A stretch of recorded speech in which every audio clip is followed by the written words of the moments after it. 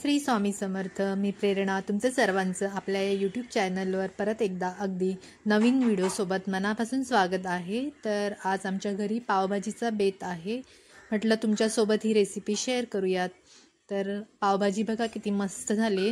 घरच्या घरी खूप मस्त, अगदी हॉटेलपेक्षाही खूप भारी बनते. तर मी माझी आज रेसिपी तुमच्यासोबत शेअर करत आहे.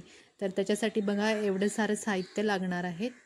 तर त्याच्यासाठी मी एक मोठा बटाटा बारीक कापून घेतला आहे साल काढून, सिमला मिरची एक घेतली बारीक कापून, टोमॅटो एक मोठा घेतला आहे बारीक कापून, 2 कांदे बारीक चॉप करून घेतले, फ्लावर घेतला आहे, गाजर घेतला आहे, बीट घेतला आहे, थोडेसे मटार घेतले आणि आलं लसूण आणि 1-2 मिरच्या टाकून पेस्ट करून घेतली 2 टेबलस्पून. तर आता मी ही भाजी कुकरमध्ये बनवत आहे. त्याच्यासाठी मी कुकर तापत ठेवला आहे गॅसवर. त्याच्यामध्ये मी 2 टेबलस्पून तेल घातलं आहे. पावभाजी म्हटल्यावर बटर आलंच, तर 1 टेबलस्पून मी बटर घालून घेतलं आहे. आता दोन्ही व्यवस्थित गरम झालं आहे, तर बारीक चॉप केलेला मी कांदा घातला आहे. इथे हे 2 मोठे मीडियम साईजचे कांदे आहेत. तर हा कांदा आपण व्यवस्थित याच्यावर परतून घेऊयात. तुम्ही जर माझ्या चॅनलवर नवीन असाल तर चॅनलला नक्की लाईक, शेअर आणि सबस्क्राईब करा. तसंच व्हिडिओ कुठेही स्किप करू नका, पूर्णपणे बघा. तर कांदा आपला गुलाबी रंगावर भाजून झाला आहे. आता मी ह्याच्यामध्ये आलं लसूण आणि मिरचीची पेस्ट घालून व्यवस्थित ढवळून घेते.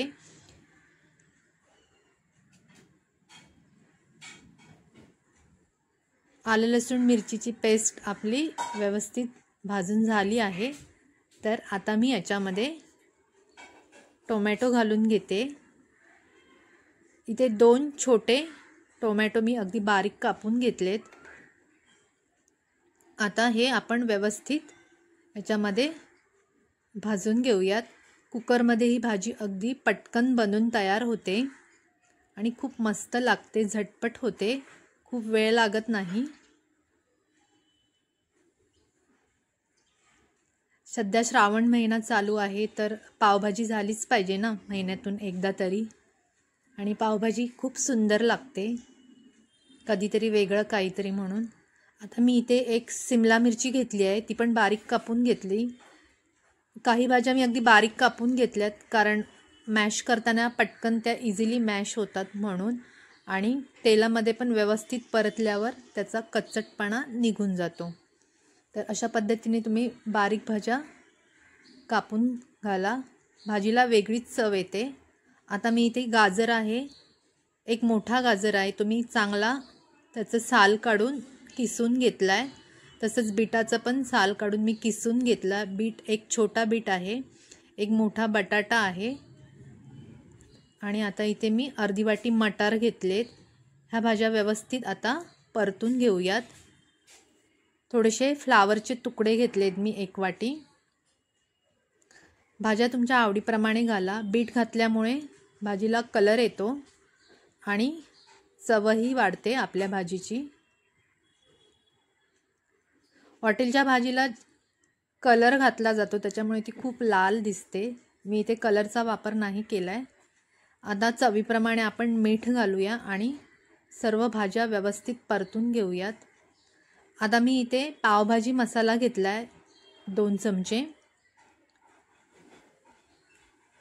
आणि थोडे आता घरगुती मसाले घालते. हा माझा घरातला मसाला आहे साठवणीचा, तो छोटे 2 चमचे घातला आहे. घरातला मसाला घातल्यामुळे थोडी अजून चव वाढते. आता हे सगळं व्यवस्थित ढवळून घेऊयात. आपल्या भाजीला कलर बघा किती मस्त आला आहे. आणि मी इथे 1 ग्लास भरून कोमट पाणी घालून घेतलं आहे या भाज्यांमध्ये. आता आपल्याला कुकरचं झाकण बंद करून 2 शिट्ट्या काढून घ्यायच्या आहेत. 2 शिट्ट्यांमध्ये आपली भाजी एकदम परफेक्ट होते. भाज्या जास्त पण शिजवायच्या नाहीत, कारण त्याची मग चव निघून जाते. तर आता बघा व्यवस्थित उकळी आली, तर मी झाकण बंद करून घेते कुकरचं आणि 2 शिट्ट्या करून घेतल्या. आता कुकर थंड झाला आहे.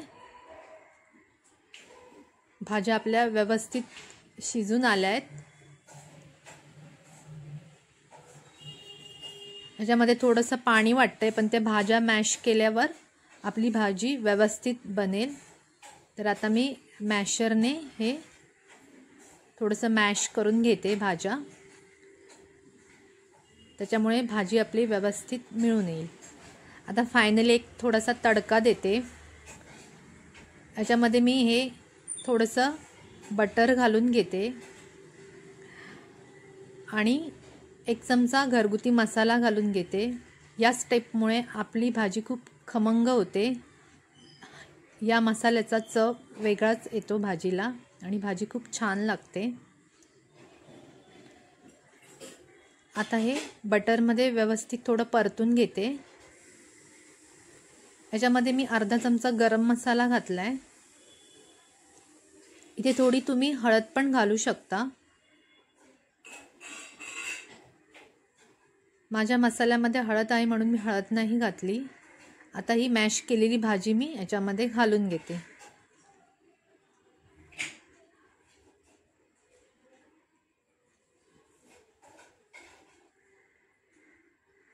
आता सर्व भाजी मी इथे ओतून घेते।